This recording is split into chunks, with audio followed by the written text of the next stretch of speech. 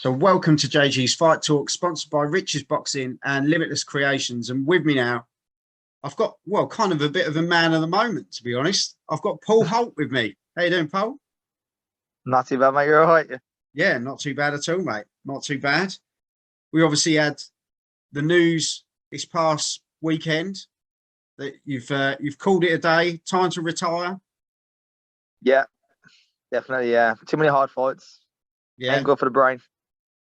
Was it a tough decision, mate? Nah, to be honest, I said it beforehand. I said before the fight was even. I even had the fight. I said like win, lose or draw. It's game over after that. Like time to start passing the knowledge on to the other lads and girls. Yeah. Well, before we find out what's happening next, because I know you're a busy lad, I'm sure you'll crack on. Because how old are you? 31, 32 next 31. week. Mate, if you can retire at 31 and then go on to do something that's, safer, but you still get as much enjoyment out of it. Bonus. Yeah, why not? Yeah, definitely. Well, Paul, all started 1st of December 2013. Yeah, against Michael Stupak. Yes. I bet, does it seem that long ago, to be fair, No, mate? it doesn't, to be honest, mate. Nah. Yeah, it's a mission, that is. And how did you feel? Yeah. How did you feel when you went into that fight back in 2013? Did you think you would be stepping out of the sport in 2022? I've always just gone with the flow, to be honest, mate. I just took it as it come. And I ended up boxing. I had like 3 or 4 fights on a winning streak, and that I was unbeaten. Then I got knocked out on my birthday, and I was like, oh. I had a bit of an iffy one. Like, I was like, oh, what do I do now? Yeah, happy birthday, mate. Knocked me on my butt. How did you feel in that moment then? Because a lot of people always talk about their success and going on, but how did you feel at that moment? Like that first loss? How do you take that first loss mentally? Because you think you've been on a streak, you feel pretty much undefeated, don't you? You do, don't you? Oh yeah, I ain't gonna lie to you. I literally thought I was gonna go all the way, like, but yeah, it didn't pan out that way. So it was literally a reality check.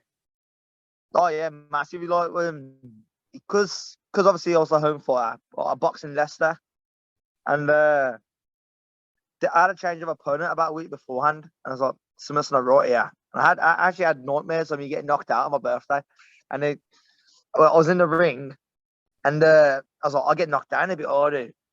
And then next thing you know, I'm looking up at the referee counting me out. It's really weird. Yeah, mate. Bloody hell. That must have been a proper shock to the system. I'm not gonna, Yeah, so I come out and I ain't gonna lie to you, I bawled my eyes out, cried massively, like, because I dedicated to my best friend as well. That I died, like, a lot of pressure, and it didn't pay off. To be fair though, mate, you can only fight your best to the person in front of you. If you're going through, people only see that guy in front of them. They don't see what that person's been through or the difficult situations they've been facing recently or anything like that. They just see the opponent, don't they? And they just see the 4 rounds or 6 rounds, whatever. They don't see what's gone beforehand. Yeah.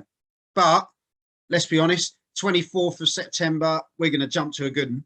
24th of September 2016, Lewis Fielding, you won the Midlands area super featherweight title. So you're back on the peak, mate. Yeah, it was a good win, to be honest. It was on my granddad's birthday as well, so it made it a bit more special.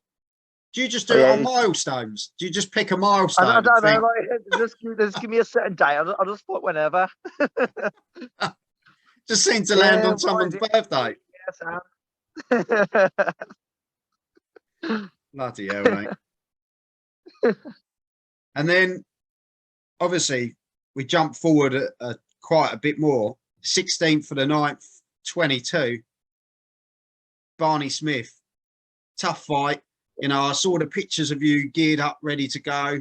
and you turned around and said, "Look, I'm going out with a bang." I think were your exact words. And let's be honest, mate. It I did went go out with a out with a bang, bang. yeah. But mate, to be fair, the shot he caught you with, that was sweet, wasn't it? That was Yeah, he's bust my jaw like so. Yeah, but it is what but it is. yeah, but as you say, prior to that, you know, you had already spoken about retirement. This was going to be your last fight regardless. So what was your mindset going into that last fight? Because obviously that's a really difficult one, isn't it? If that's already ingrained in your brain that I'm this is it for me, win, lose or draw, I'm Yeah, going. I went to try and knock him out because I knew like if I tried going the distance, I weren't gonna get it either way, like because obviously they favour the homeboys as such. But yeah, I tried taking it to him, and then I come unstuck because he actually stuck it on me. And I Yeah, weren't yeah, expecting that. yeah. So, but I gotta give him credit. He's a tough lad, and his reach is ridiculous. This is a thing now, isn't it? Boxers necessarily because of their weight or whatever aren't necessarily the build that they should be, are they? When you look at, say, people like John Hedges, for example, is a prime example. He's Yeah, not built what he should be for his weight, is he? He's so no, gangly, the he's crazy, reach, man. you know. He is crazy. But yeah, there's loads of lads like it, like, and it's more so now as well. I've noticed there's a lot of lads who they're so tall and like dangling. It's just how you're making that weight. Leon Davis is another one, like Yeah, just yeah. yeah, because I used to spar Liam, to be fair, and he used to always box me off. Yeah, yeah, and that's the thing now, isn't it? But you know, you look back over your career. I always ask people when it comes to this point, who was the hardest punch that you ever got? Oh, I hit with Yeah, what in the amateurs or the pros or beat both.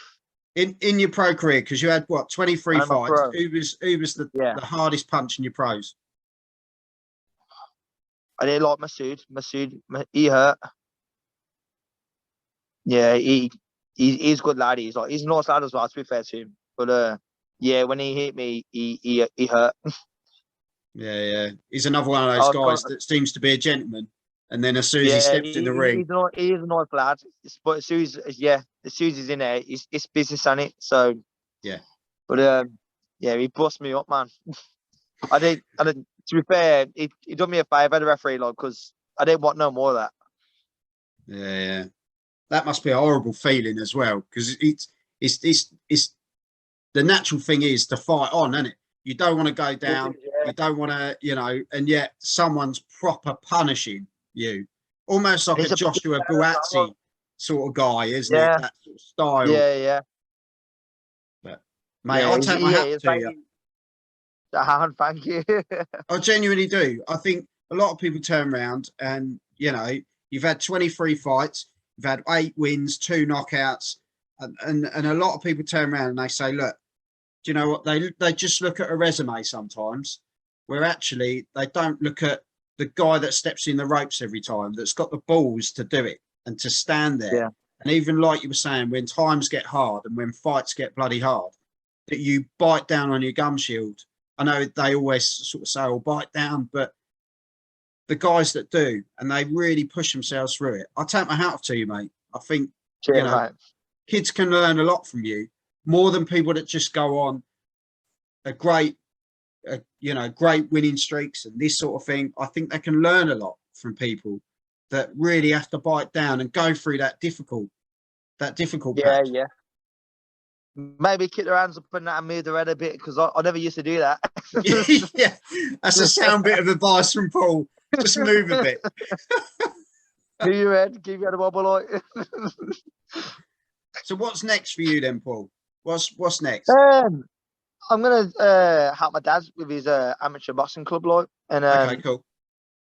my sister boxes for him, so look after her, look after the lads really, and just see how they get on. Is she good?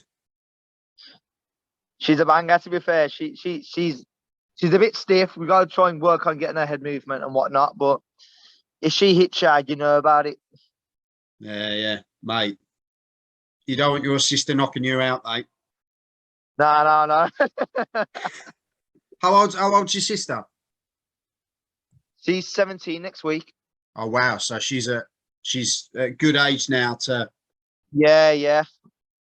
Like she could be decent. Like when she was in school, she had a bit of a moment where she got with a boyfriend and they didn't really want to train and whatnot. But now she's settled down now. She's in college.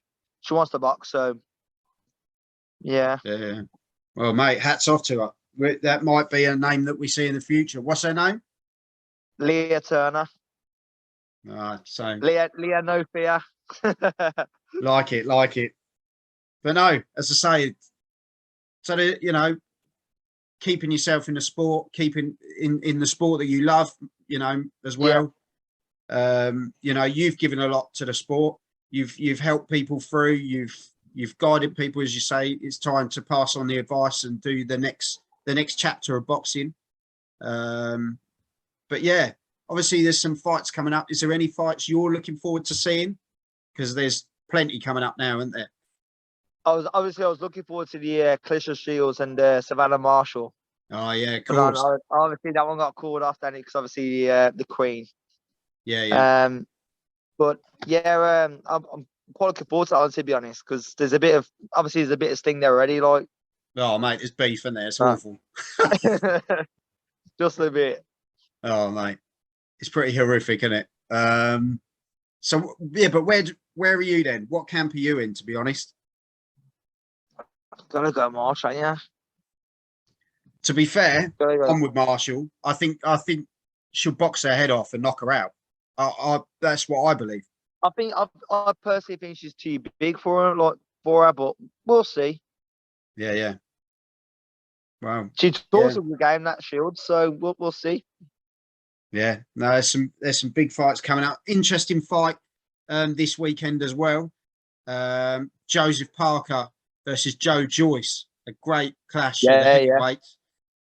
Difficult one for people to call. They're both very sort of resilient guys. Both got, Joe Joyce known for his chin, but Parker known for sort of not one to back down either. Where are you sitting on that one then, mate? Because that's a tough one to call. Again, I've got to go with the British again, man. Got to go with Joyce. I've actually been in like a not a camp as such, but like a workout thing, like a day before our fight. We was in London, and yeah, he was actually really nice. He was a really nice lad. Like, spoke to me. It's when he had his fight with Dubois. Right. Yeah. And I was talking to him, and he's a nice lad, to be fair to him. So yeah, gotta go Joyce. It's like, I kind of had a chat with him, so I have to, he's a big lad. I can't really slag him off. Like, if I did, to be fair, he'll probably knock me out anyway. Well, and another one we were just talking about, announced today, Jordan Gill versus Kiko Martinez. Tough one to call, to be fair. It's for the European featherweight title as well. I think that's a real tough one to call, mate. Real tough one. Yeah, Martinez is solid, man. He's a tough lad. So if you could take him out, fair game, because that's a big win, that, like. But I'd probably gotta go points win. Yeah. What for Gill? Yeah, for Gill, like. I just think that, and another thing, like, Martinez has probably had too many hard fights, and he does take a lot out of you in the end, like. Yeah. He's a bit of he sort of grinds you down, doesn't he? But yeah. I think he's almost got to get it done early, isn't he? Because age is getting against him now as well. Exactly that. Yeah, the longer it goes on, more and more it goes in Gill's favour. Yeah. Well, there we have it. If Paul Holt said so, then it's going to happen. Don't know, mate. I said I was going to go over bang last fight, then on. To be fair, I was right, but wrong way around. So anything Paul's basically just said, go for the other person, is what he Go said. for the way, yeah. Oh, honestly, Paul, I think you're an absolute diamond, mate. And I really appreciate your time. As I say, No problem. you will never give yourself the credit, you know, because I know how boxers are. They always say, look, I could have done this, I could have done that.